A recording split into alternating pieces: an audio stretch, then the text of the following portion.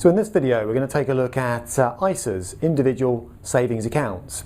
Very important part of any investor's portfolio and something that you ought to be thinking about around about now. In a moment I'll explain why. Now, why would you even want an ISA? Why go to the trouble of setting one up? Well, if I told you that based on some moneysupermarket.com figures, anyone who didn't use a cash ISA since 1999 as a basic rate taxpayer has missed out on over £3,000, and anybody who's a higher rate taxpayer has missed out on over £6,000 of tax breaks, you might be a little bit annoyed. So, ISAs, an important part of any investor's portfolio, and we're going to start with why you need one. And the simple answer is tax. Basically, an ISA is not a product. There's a bit of confusion there. An ISA is simply a way of wrapping a product to protect it from tax. So imagine, if you will, I've chosen a product. That could be shares, eligible investments as they're called. It could be bonds. It could be some kind of fund. And I've decided I want to invest. All I do with an ISA is put a wrapper around the outside. And that wrapper protects my investments from tax. Not all taxes, but two of the most important ones. And we'll look at which those are in just a moment. So, important point about ISAs, first of all, is they're not a product in their own right. They're a way of protecting a product from tax. So why are we talking about this now? The answer is very simple. The end of the tax year is coming up for an individual. The tax year ends on the 5th of April and a new one starts on the 6th of April. So we're currently in the tax year 2010-2011, and ISAs work on a use it or lose it basis. So if you don't use this year's ISA allowance, come the 5th of April, you've lost it and you can't get it back. You can't make a retrospective claim. It works on a use it or lose it basis.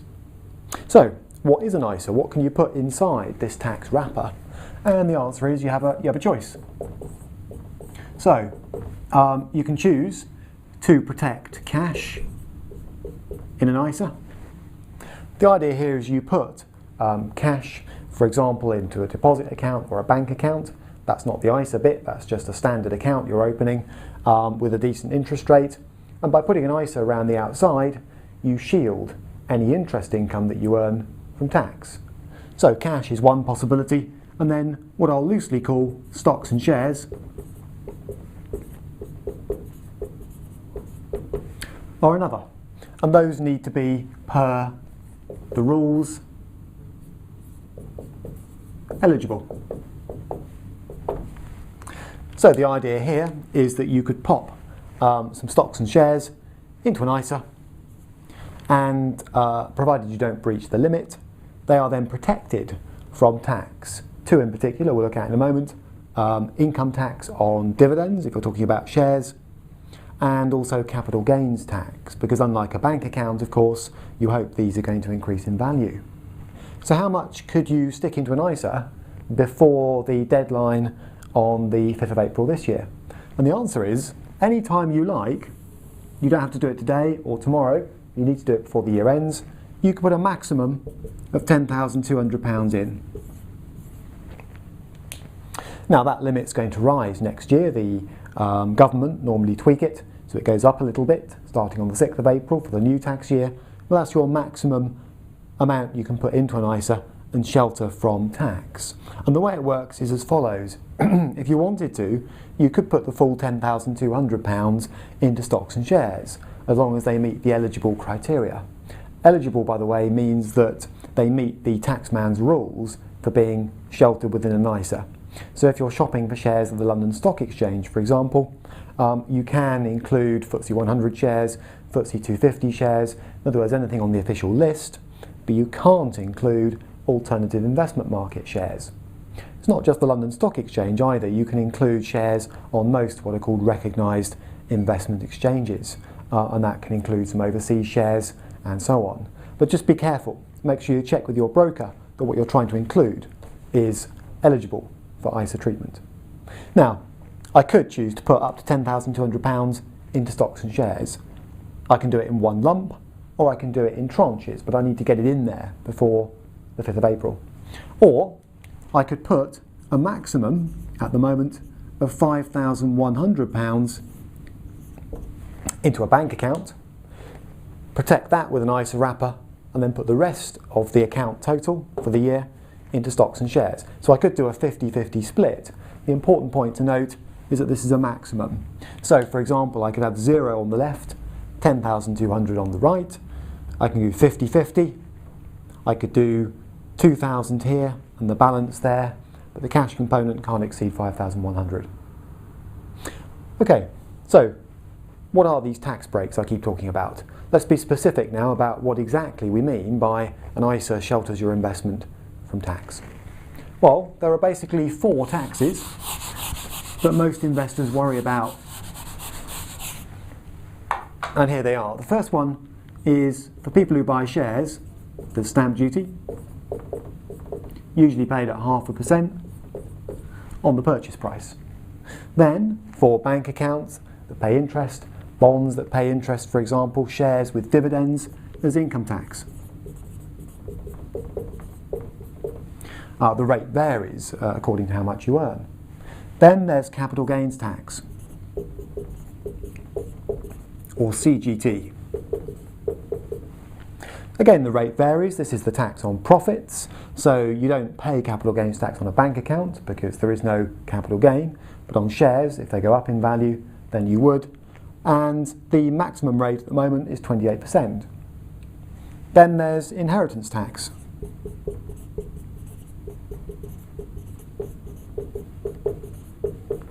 The tax you pay that if you die, for example, leave behind assets in a death estate, including stocks and shares and bank accounts and so on, those get added together, and then the people you leave behind, your executor and so on, will have to account for tax at 40%. So, what's an ISA going to protect you from? And the answer is these 2.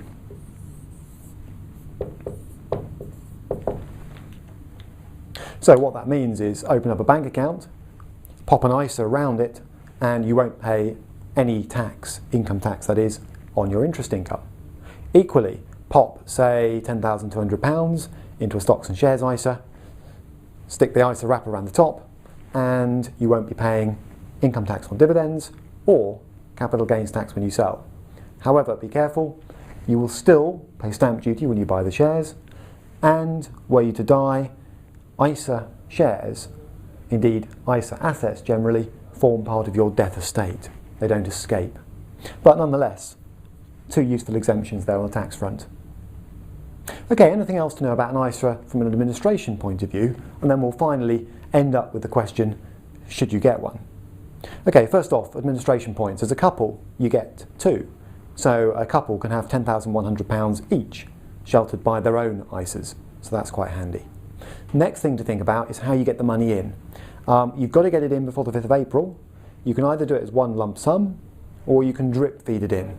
So obviously, the earlier you start in the tax year, the more time you've got to drip it in on, say, a monthly basis.